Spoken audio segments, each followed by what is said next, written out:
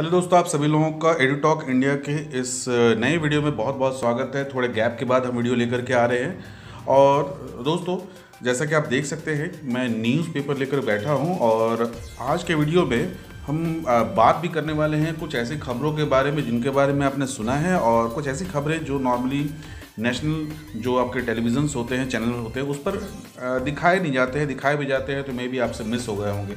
तो मैं बहुत पीछे से न जा करके ये मैं जा रहा हूँ 20 जनवरी से, और 20 जनवरी से लेकर के कुछ मैं आपको पन्ने पलटते हुए जाऊंगा और मैं आपको दिखाऊंगा भी, और उसको पढ़ करके बताऊंगा, और उससे रिलेटेड कुछ डिटेल्स होंगे तो वो भी मैं आपसे डिस्कस करूंगा।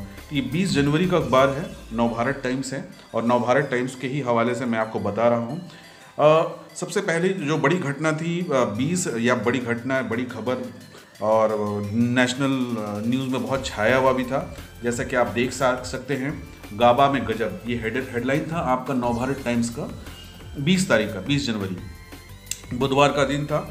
और गाबा में गजब आप समझ गए होंगे कि यानी कि इस हफ्ते में एक बहुत ही बड़ा टॉपिक था, भारत का जीतना ऑस्ट्रेलिया में जो सीरीज़ जीता, उसके बारे में डिटेल्स आपने बहुत सारे सुन रखे होंगे, इसलिए मैं इस पर ज़्यादा बात नहीं करूंगा, क्योंकि इसके डिटेल्स में भी आपको पता ही होंगे। और कुछ इंपॉर्टेंट फैक्ट्स यहाँ लिखे हुए हैं जिनके बारे में मैं थोड़ा सा आपको पढ़ के बता रहा हूँ कि 5 बातें जो बतानी अहम है। पहला कि ऑस्ट्रेलिया 32 साल बाद गाबा के मैदान में टेस्ट मैच हारा है। इससे पहले 1988 में वेस्ट इंडीज़ ने उसे 9 विकेट से हराया था। भारत की इस मैदान में यह पहली जीत थी। तो पहले के 6 टेस्ट में भारत 5 हारा, 1 ड्रॉ हुआ था। तो ये एक अहम बात है, पहले पॉइंट। और दूसरी जो पॉइंट बता रहा है कि भारत को जीत के लिए 324 रन बनाने थे, और टीम ने आखिरी 10 ओवर में वनडे की तरह 64 रन बनाकर मैच जीता। अगर आपने देखा होगा तो ऋषभ पंत ने ताबड़तोड़ बल्लेबाजी की थी और 18 बॉल पहले ही बल्कि मैच को जीत लिया था। और पहली बार ऐसा था कि गाबा के मैदान में चौथी पारी में इतने बड़े रन को कोई चेज करके कोई टीम जो है वो जीती है, और वो है इंडिया। तीसरी बात है, जीत इस मायने में अहम है कि पहले टेस्ट में भारत को करारी हार मिली थी। आप सभी लोगों को पता है 36 रन पे ऑल आउट हो गई थी, और काफ़ी क्रिटिसिज्म भी हुआ था। और विराट कोहली भी पहले टेस्ट मैच के बाद में घर लौट गए थे पैट्रियोटिक लीव के लिए।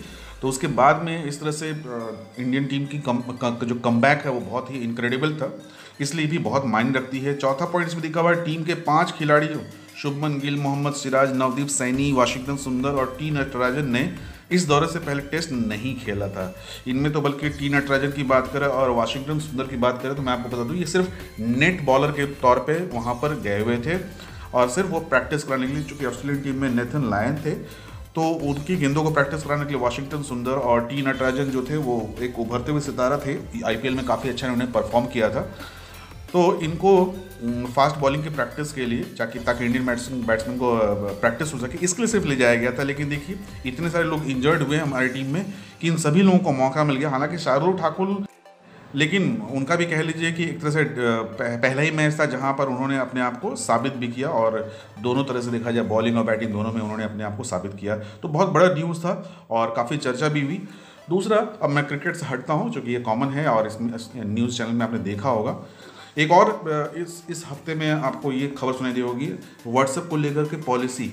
व्हाट्सएप पॉलिसी जो है प्राइवेट जो एक अपडेट आया था कि 8 जनवरी तक आपको उनके टर्म्स एंड कंडीशन का मानना है, जो उनकी नई प्राइवेसी पॉलिसी थी जिसके तहत वो आपके डेटा को फेसबुक से शेयर कर सकते हैं। उसको लेकर के काफ़ी हंगामा हुआ और हर जगह गया, कोर्ट में भी गया। जैसा कि आप देख सकते हैं, केंद्र से भी मांग की गई है कि नई पॉलिसी को वापस ले। अभी विवाद चल रहा है, विवाद के बीच में जो लेटेस्ट खबर है, हो सकता है अभी आगे के पन्नों में आपको दिख जाएगी वो लेटेस्ट खबर ये है कि व्हाट्सएप ने अभी फिलहाल इस पॉलिसी को टाल दिया है, कुछ महीनों के लिए टाल दिया है, लेकिन अभी मना नहीं किया है। और प्लस उसने कहा है कि अभी भी आपके चैट्स को कोई पढ़ नहीं सकता है, जो आपके पर्सनल चैट्स हैं उनको नहीं पढ़ सकता है। सिर्फ जिनके बिजनेस अकाउंट हैं उन बिजनेस अकाउंट में कुछ चीज़ें हैं, जैसे उनका डेटा है, कौन सा मोबाइल यूज़ कर रहे हैं, कौन सा नेटवर्क यूज़ करते हैं, नेटवर्क कैसा है, 4G है, 5G है, 3G है। तो ये सब बेसिक डिटेल जिनसे मार्केटिंग जो है आगे चल करके आसान हो जाए, उसके लिए उन्होंने कुछ पॉलिसीज़ चेंज की है, ऐसा उनका कहना है। इसी में आपको एक छोटा सा यहाँ पर कॉलम दिखाई दे रहा होगा, वेब सीरीज तांडव से विवाद हटेंगे। ये भी चर्चा का विषय बना था, इस पर काफ़ी विरोध भी हुआ। एक वेब सीरीज़ है जो कि मेरे ख्याल से अमेज़ॉन में ये आया हुआ है। Saif Ali Khan star web series है, 9 एपिसोड का है। और इसके शुरुआती एपिसोड में ही मेरे ख्याल से शुरुआत के 11वें या 15वें मिनट में ही एक सीन है जहाँ पर भगवान शिव का एक रूप दिखाया गया है, जिसको लेकर लोग आपत्ति कर रहे हैं और कंट्रोवर्शियल डायलॉग्स वगैरह हैं, जिसको लेकर के काफ़ी लोग नाराज़ भी हैं। तो इसको लेकर के काफ़ी कंट्रोवर्सी हुई और फिर बाद में इस पर केस वेस भी हुआ। गिरफ्तारी की मांग उठी इनके कलाकारों और डायरेक्टर और प्रोड्यूसर्स पर। बाद में फिर माफ़ी मांगी गई। फिर भी लोग अपने अपने तरीके से इसका विरोध कर रहे हैं। तो ये कुछ पॉइंट्स हैं। जितने भी पॉइंट्स बता रहा हूँ ऑब्वियसली बात ये करंट अफेयर से जुड़े हुए हैं, जो कि आपको काम आ सकता है। वैक्सीन को लेकर के खबर आई थी, आपने देखा होगा। वैक्सीन को लेकर के बहुत लोगों में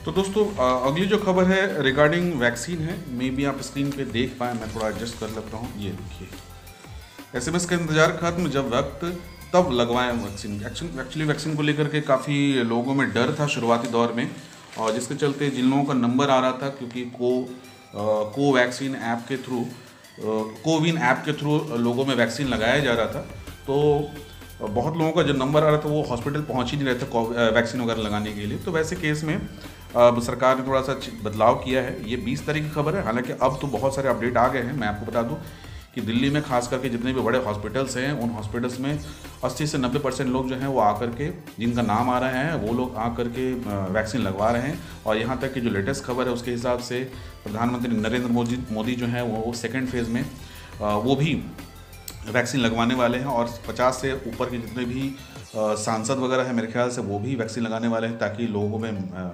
अच्छी खबर जाए। और चीफ मिनिस्टर्स भी वैक्सीन लगवाने वाले हैं, जिससे कि खबर लोगों में पॉजिटिव जाए और लोग भी इसमें बढ़ चढ़ कर हिस्सा लें। अभी तक के हिसाब से बहुत बड़ी संख्या तो नहीं, लेकिन फिर भी लगभग 3.5 लाख के आसपास लोगों ने आज की डेट में, यानी कि आज डेट जो मैं वीडियो बना रहा हूँ दैट इज़ 24 जनवरी, तो 24 जनवरी तक लगभग 4 लाख के आसपास लोगों ने वैक्सीन लगा रखी है। तो ये वैक्सीन को लेकर भी खबर थी। चलिए, ये भी बहुत इंपॉर्टेंट है। ऐप्स वाले गुंडों ने लड़की के मंगेतर और होने वाले ससुर में भेजे घिनौने मैसेज। एक्चुअली ये है क्या, मैं बता दूं, बहुत सारे ऐप्स आए हैं जो इंस्टेंट लोन के नाम पर आपको लोन प्रोवाइड करते हैं। ये एक स्कैंडल चला हुआ है जिसमें कहा जा रहा है कि चाइनीज़ ऐप हैं जो पहले लोगों को आसानी से रुपए दे देते हैं, और छोटे छोटे रकम होते हैं, 3,000, 10,000, 5,000, 4,000, इस तरह के छोटे छोटे रकम होते हैं। और बहुत बुरे तरीके से फिर उनसे वो वसूली करते हैं। ऑब्वियसली बात है, लॉकडाउन के समय में लाखों लोगों ने क्या किया था, छोटे छोटे अमाउंट जो थे वो इन ऐप से ले लिया था। और ऐसी घटनाएं लगातार बढ़ रही हैं और सुनने में भी आ रही थी। ये नवभारत टाइम्स ने खास तौर पर एक पूरी सीरीज़ चलाई हुई है, तो ये मैं लगातार पढ़ रहा हूँ। तो मैं आपका इसका सार बता रहा हूँ, मतलब एक समरी बता रहा हूँ कि उन ऐप्स के थ्रू लोगों से वसूली की जाती है और 3-3 हज़ार, 4-4 हज़ार देते हैं। कितने के लिए?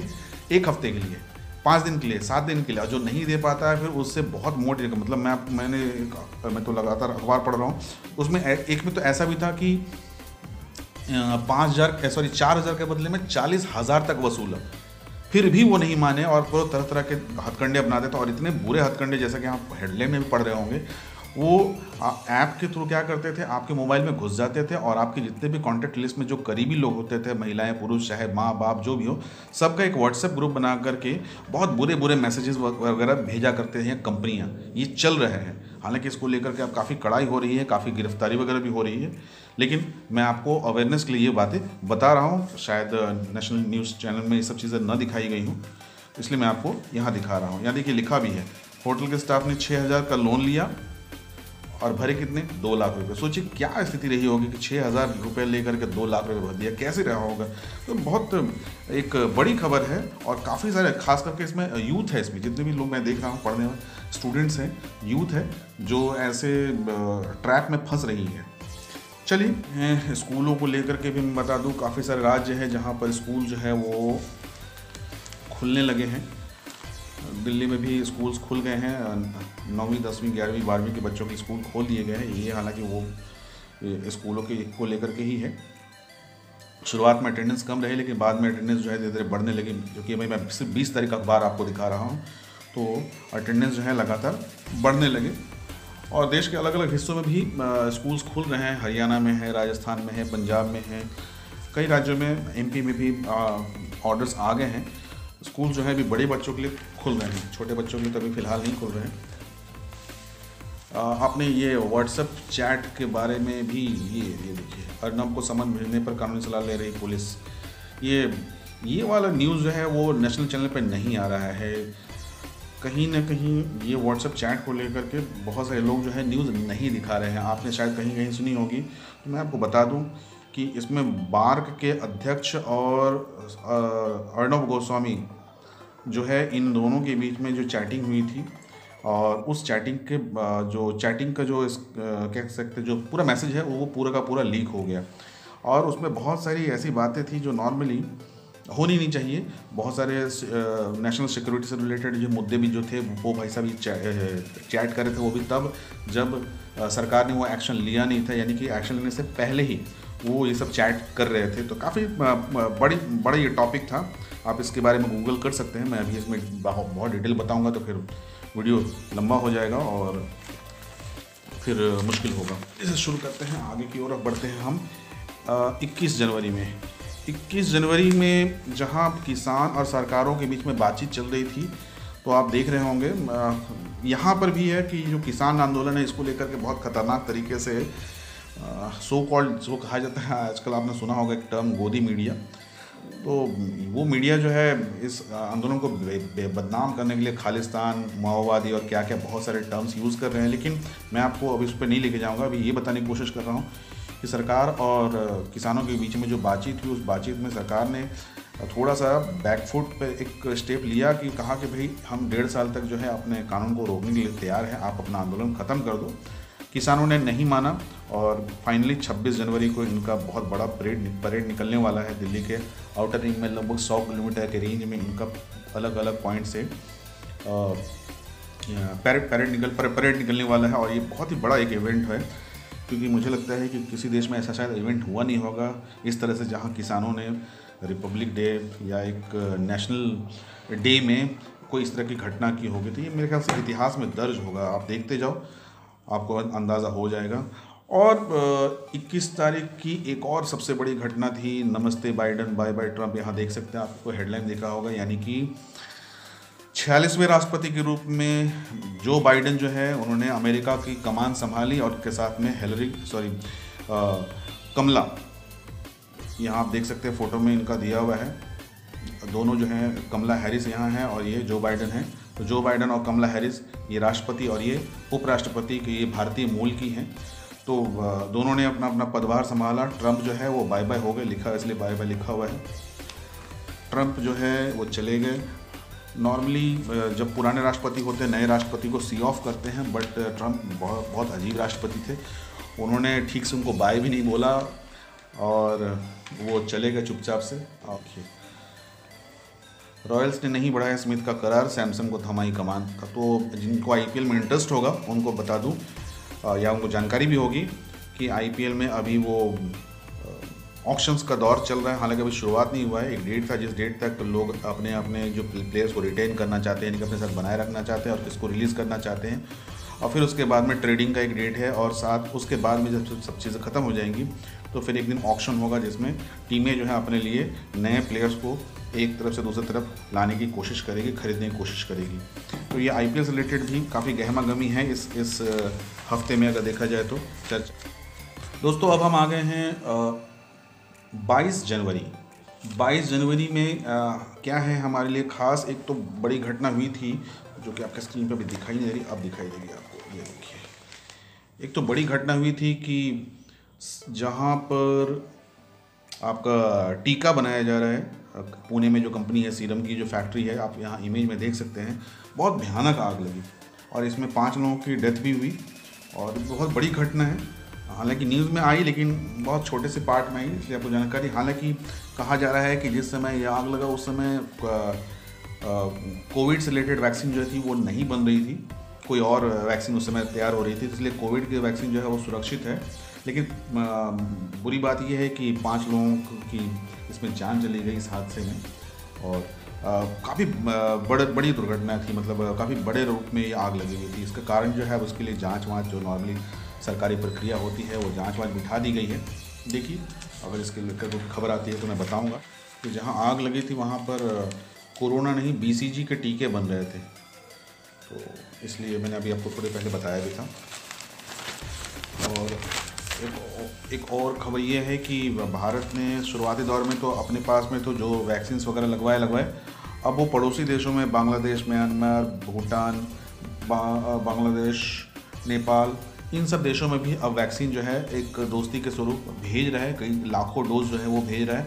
और साथ साथ में ब्राज़ील को भी भेजा गया। बदले में ब्राज़ील ने हनुमान जी की मूर्ति जो है ग्राफिक्स जो है संजीवनी लेकर के उड़ते हुए जो एक रामायण की घटना है, उस घटना को मतलब उस इमेज को भेजा थैंक्स बोलने के लिए भारत को, क्योंकि भारत ने उसी अंदाज में ब्राज़ील को जो इमरजेंसी में वैक्सीन के डोसेज थे वो पहुंचाए वहाँ पर। 23 तारीख यानी कि 23 जनवरी दोस्तों एक बहुत ही इम्पॉर्टेंट डे है। अगर आपको ध्यान में हो तो उस दिन नेताजी सुभाष चंद्र बोस की जयंती 23 तारीख जो है वो सेलिब्रेट की जाती है, नेताजी सुभाष चंद्र बोस की जयंती। इस दिन अगर बड़ी खबर मैं ढूंढूं तो बड़ी खबर तो ऐसा कुछ नहीं है, पॉलिटिकल खबर को मैं बड़ी खबर नहीं मानता। हाँ, एक इम्पॉर्टेंट खबर जो कहीं खो गई, में भी आपको जानना चाहिए। नरेंद्र चंचल, इनका नाम आपने सुना होगा, और अगर नाम नहीं जानते होंगे तो इनके गाने सुने होंगे। चलो बुलावा आया है, तूने मुझे बुलाया है, शेरावाली है, भक्ति गीतों के लिए जाने जाते थे। इनका 80 साल के एज में निधन हो गया। ये एक बड़ी खबर है, लेकिन कहीं छोटे से कोने में छिप करके रह गई है। तो नरेंद्र चंचल, अगर हो सकता किसी एग्ज़ाम में आ जाए कभी, कौन से भजन गायक, प्रख्यात भजन गायक की मृत्यु हो गई, तो आप इनका नाम आप देख लीजिए, नरेंद्र चंचल। फ़ोटो में भी है, काफ़ी पुराने, हम लोग तो बचपन में इनके गाने सुना करते थे और काफ़ी एनर्जेटिक भी इनके गाने होते थे। तो हाँ, एक वायरल वीडियो भी आपने देखा होगा, ये वाली खबर, हाथी पर जलता कपड़ा फेंका और मौत। ये भी एक बहुत ख़राब कह लीजिए, बहुत मतलब मैंने भी देखा इस वायरल वीडियो को। एक इंसान जलता हुआ टायर या पता नहीं जलता हुआ कपड़ा या समथिंग कुछ जो था वो हाथी को डराने के लिए, भगाने के लिए उसने उसके ऊपर ही फेंक दिया, जिसके कारण इसकी सूंड जल गई, कान जल गया और बेचारे की मौत हो गई। ऐसा कुछ दिन पहले भी आपने एक वो नारियल वाली घटना पड़ी होगी, जिसमें वो लोगों ने बम डाल करके उसको खिला दिया था, जिसमें उसमें भी हथनी की मौत हो गई थी। तो पता नहीं लोगों के दिमाग में क्या चलता है। तो ये वाली जो न्यूज़ है ये भी आपको सोशल मीडिया पे ज़्यादा दिखाई देगी, नॉर्मल मीडिया पे। एक और है अच्छी खबर जो जाननी चाहिए, थोड़ी सी इंटरेस्टिंग है। बांग्ला साहिब गुरुद्वारा में भी आपने सुना होगा, दिल्ली में। और ये गुरुद्वारा जो है, मैं भी गया हुआ हूँ इसमें। तो ये गुरुद्वारा हर दिन बहुत सारे लोगों को खाना खिलाता है, मुफ्त में खाना खिलाता है गरीब लोगों के लिए, हर किसी के लिए। मतलब ये द्वार जो है, कहा जाता है बांग्ला साहिब का द्वार जो है वो खुला रहता है। तो लगातार ये संख्या बढ़ती जा रही है और इसी के कारण अभी देखिए यहाँ लिखा हुआ है, बांग्ला साहिब गुरुद्वारे में बनी देश की सबसे बड़ी रसोई। ऑटोमेटिक मशीन्स लगे हुए हैं, मे भी आप फोटो देख पा रहे होंगे। डिटेल में यहाँ लिखा हुआ है, मैं लेकिन अभी डिटेल में ज़्यादा नहीं जाऊँगा।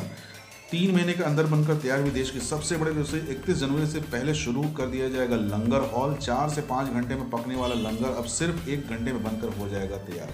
तो आप समझ सकते हैं, बहुत भारी संख्या में, कहा जाता है लाख तक लोगों की संख्या पहुंच जाती है खाने के लिए। यहाँ पर हर दिन जो है लगभग लाख लोग जो है वो खाते हैं, और इतने सारे लोगों को खाना खिलाने के लिए ऑब्वियस सी बात, और हर दिन ये नॉन स्टॉप होता है, हर दिन होता है ये। तो इतने बड़ी संख्या में लोग यहाँ खाना खाते हैं, तो इसके लिए ये मशीनें लगाई गई हैं। तो ये भी एक अच्छी खबर है, आपको जाननी चाहिए। अब 24 तारीख की बात करते हैं। 24 जनवरी, इस दिन की भी एक बहुत बढ़िया खबर है, बहुत पॉजिटिव न्यूज़ है, मुझे बड़ा अच्छा लगा। 24 जो जनवरी है उसको आज के डेट में मनाया जाता है नेशनल गर्ल्स चाइल्ड डे। देखिए यहाँ लिखा हुआ है national girl child day. Sunday का अखबार है और मेरे ख्याल से आप संडे को भी आज के दिन ही ये वीडियो भी देख रहे होंगे। अगर बाद में भी देखेंगे तो 24 जनवरी को नेशनल गर्ल चाइल्ड डे मनाया जाता है। और एक बहुत अनोखी पहल आपने देखा होगा एक मूवी नायक में, जहाँ अनिल कपूर को एक दिन का मुख्यमंत्री बनाया गया था। खैर वो तो फिल्मी था, बट ऐसा रियल में हो रहा है। सृष्टि गोस्वामी नाम की 19 साल की एक लड़की है जिसको एक दिन के लिए बाल कह लीजिए बाल संसद का एक मुख्यमंत्री के रूप में इसको बनाया जा रहा है। और इस दिन भी वो कई सारी चीज़ें भी करेगी। यहाँ लिखा हुआ है कि इस दौरान सृष्टि के सामने करीब 1 दर्जन विभागीय अधिकारी अपने अपने प्रोजेक्ट से जुड़ा 5-5 मिनट का प्रेजेंटेशन देंगे। सृष्टि खुद बाल विभाग पर प्रेजेंटेशन देंगी। और ये देख रहे सृष्टि को देख रहे हैं, ये बहुत सारी चीज़ों में इन्वॉल्व रही है। पहले भी देखिए यहाँ लिखा हुआ है, सृष्टि को उनकी लीडरशिप क्वालिटी के कारण 1 दिन का सीएम चुना गया। वो 2018 में बाल विधानसभा में एमएलए चुनी गई थी। साल 2019 में गर्ल्स इंटरनेशनल लीडरशिप प्रोग्राम में थाईलैंड में भारत की अगुवाई कर चुकी है। वह बच्चों की पढ़ाई में मदद करती है, तो काफ़ी एक्टिव है। और ऑब्वियसली बात है, कुछ ना कुछ दिन में क्वालिटी होगी तभी तो उनको 1 दिन का चीफ मिनिस्टर बनाया जा रहा है। बाकी यहाँ पॉलिटिकल न्यूज़ है, इसको मैं नहीं समझता कि आपको दिखाना ज़रूरी है, क्योंकि इंटरेस्टिंग खबर यहाँ पर भी है। नीचे आम लोगों के लिए खुलेंगी महाराष्ट्र की जेलें। एशिया में सबसे बड़ा जेल यरवदा जेल जाना जाता है, जहाँ पर महात्मा गांधी, सुभाष चंद्र बोस, कसाब और अरुण गवली ऐसे लोग थे। जो कुछ लोग तो फेमस थे, कुछ लोग कुख्यात लोग थे। तो जो फेमस थे आप जान ही गए, महात्मा गांधी और मैं सुभाष चंद्र बोस की बात कर रहा हूँ, फ्रीडम फाइटर्स। और कुख्यात लोगों में आपका अरुण गवली और कसाब थे। कसाब को यहीं पर फांसी हुई थी। तो ये अच्छी बात ये है कि इसमें अब इसको जेल टूरिज़्म के नाम से इसको प्रमोट किया जा रहा है। 26 जनवरी को इसका उद्घाटन होगा। इसमें यह है कि 50 लोग एक दिन में परमिशन के साथ में जेल में कुछ लिमिटेड जगहों पर घूम सकते हैं, देख सकते हैं, वहाँ रिसर्च कर सकते हैं। इसमें स्कूल के स्टूडेंट्स, कॉलेजेस या फिर कोई भी रिसर्चर जो है वो जा सकता है। बट उनके साथ में कंडीशन ये है कि वो मोबाइल या किसी भी तरह कैमरा वगैरह नहीं ले जा सकते, कोई इलेक्ट्रॉनिक गैजेट नहीं ले जा सकते हैं। जेल प्रशासन की तरफ से ही उनको कैमरा मैन प्रोवाइड किया जाएगा, जिनके कहने पर मतलब जिनको ज़रूरत होगी उसके हिसाब से वो उनको फ़ोटो क्लिक करके देंगे, ताकि वो, चूँकि वो सुरक्षा का एक सवाल उठता है, इसलिए वो बहुत बैलेंस वे में करेंगे। लेकिन ये है कि बहुत लोगों को जानकारी होगी कि एग्जैक्टली होता क्या है, कैसे होता है। वैक्सीन को लेकर के ट्रस्ट फैक्टर बनाने के लिए यहाँ पे देखिए 71 वर्षीय डॉक्टर वैक्सीन लेने खुद आए। डॉक्टर अरुण कुमार ने कहा जरा भी परेशानी नहीं हुई, सब लोग करवाएं वैक्सीन। तो इस तरह की खबरें आ रही हैं। यहाँ एक नवभारत टाइम्स में संडे एडिशन में बहुत बढ़िया टॉपिक आया, राइट्स का फंडा। मूल अधिकारों पर आंच आई तो इन्होंने आवाज़ उठाई। सुप्रीम कोर्ट के कुछ अहम फैसले, मतलब एक इंसान के नॉर्मल लाइफ में किस तरह के राइट्स होते हैं, किस तरह के अधिकार होते हैं, बहुत लोगों को जानकारी नहीं होती। तो उसको लेकर के बहुत बढ़िया ये पूरा कॉलम है। अभी मैं इसको पढ़ के नहीं सुनाऊंगा, लेकिन अगर आप लोग डिमांड करेंगे तो मैं ये पढ़ के सुना दूंगा और समझा भी दूंगा, क्योंकि ये हर किसी को जानना चाहिए। मैं कोशिश करूँगा कि इसको बताऊँ, लेकिन अभी इस वीडियो में नहीं, ये वीडियो बहुत लंबा हो जाएगा। अब ये देखिए, जम्मू कश्मीर में के कठुआ में भी मिली सुरंग, 10 दिन में दूसरी ऐसी खोज। यानी कि अभी हाल फिलहाल में 2 लंबी सुरंगें, 100 मीटर 200 मीटर लंबी सुरंगें और 30 फीट गहरी सुरंगें पाकिस्तान से शुरू होकर भारत में वो खुलती है। नॉर्मली पाकिस्तान जो है आतंकवादियों को भेजने के लिए इन सुरंगों का इस्तेमाल करता है, भारत में घुसपैठ के लिए उसका इस्तेमाल करता है। तो भारतीय सेना ने अभी 2 सुरंग पकड़े हैं और भी तलाश कर रहे हैं। बंगाल में बोले पीएम आज के भारत को देखते तो नेताजी भी गर्व करते। बट ये पॉलिटिकल न्यूज़ है, ये सब पॉलिटिक्स से इंस्पायर्ड है, इसलिए इसमें मैं अभी नहीं जाऊंगा। भारत सरकार इसको पराक्रम दिवस के रूप में मना रही है और ममता बनर्जी सरकार जो है, जो दोनों एक दूसरे के एंटी हैं माने जाते हैं, वो देश नायक दिवस के रूप में मना रही है। तो अब एग्ज़ाम में आ जाएगा कि बंगाल सरकार ने सुभाष चंद्र बोस की जयंती किस रूप में मनाई, तो देश नायक के नाम से, देश नायक दिवस के नाम से लिखना पड़ेगा। और भारत सरकार ने किस नाम से मनाया, तो पराक्रम दिवस के रूप में। तो अब आप उस हिसाब से इसको याद रख सकते हैं। और एक और इंटरनेशनल न्यूज़ है, नहीं रहे अमेरिका के मशहूर टीवी होस्ट लैरी किंग। 50,000 से ज़्यादा इंटरव्यू लिए, गिनीज बुक में भी इनका नाम था। और यूएस के कई राष्ट्रपतियों के इंटरव्यू भी लिए थे। ये भाई साहब हैं, ये आपको दिख रहे होंगे, होस्ट लैरी किंग। और सोचिए अपने जीवन में 50,000 से ज़्यादा इंटरव्यू, मतलब उनका लाइफ में दिन कितना था, और यानी कि हर दिन में कितने इंटरव्यू लेते होंगे, कैलकुलेशन कीजिएगा तो आपको समझ में आएगा कि ये बंदा कितना पॉपुलर था। और 63 साल के करियर में 50 से ज़्यादा इंटरव्यू लिए, 63 साल की उम्र में, तो यानी कि बचपन से तो नहीं ले रहे होंगे, यानी कि कुछ ही साल के अंदर में इतने सारे उन्होंने इंटरव्यूज़ लिए। तो आप समझ सकते हैं कि इनका रुतबा क्या रहा होगा, दुनिया के सबसे टॉप मोस्ट एंकर्स में से एक हैं। तो उम्मीद करता हूँ दोस्तों कि इस वीडियो में जो मैंने आपको बातें बताई हैं, मैं थोड़ा सा एक ट्राई कर रहा था आपको करंट अफेयर्स को अखबार के नज़रिए से दिखाने के लिए मैं, चूँकि एक दिन में ये 4-5 दिनों का मैं कवर कर रहा था, इसलिए हो सकता है ये लंबा हो गया हो। कोशिश करूंगा कि एक दिन खबर एक दिन में दिखाऊं और टॉपिक को थोड़ा और डिटेल बताऊंगा। अगर आप इसी को कुछ दूसरे स्टाइल में जानना चाहते हैं, समझना चाहते हैं, किसी टॉपिक को डिटेल में जानना चाहते हैं, जैसे कि मैंने बताया उसमें कुछ राइट्स के बारे में है, तो वो सब चीज़ें जानना चाहते हैं वो तो मैं बताऊंगा ही। उसके अलावा भी और कुछ आप जानना चाहेंगे करंट अफेयर्स में तो मैं आपको बताऊँगा आने वाले वीडियोज़ में। वीडियो को पूरा देखने के लिए आप सभी लोगों का बहुत बहुत धन्यवाद। अगले वीडियो तक साथ बनाए रखिए। जो लोगों ने अभी तक सब्सक्राइब नहीं किया है चैनल को सब्सक्राइब कर लीजिए, दोस्तों के बीच में शेयर कर दीजिए और ज़्यादा से ज़्यादा लोग जो है इसको लाइक ज़रूर करें, क्योंकि जितना आप लाइक करेंगे, शेयर करेंगे, सब्सक्राइब करेंगे, मैं और भी वेराइटीज़ लाता रहूँगा। आज के लिए इतना ही, अगली वीडियो तक के लिए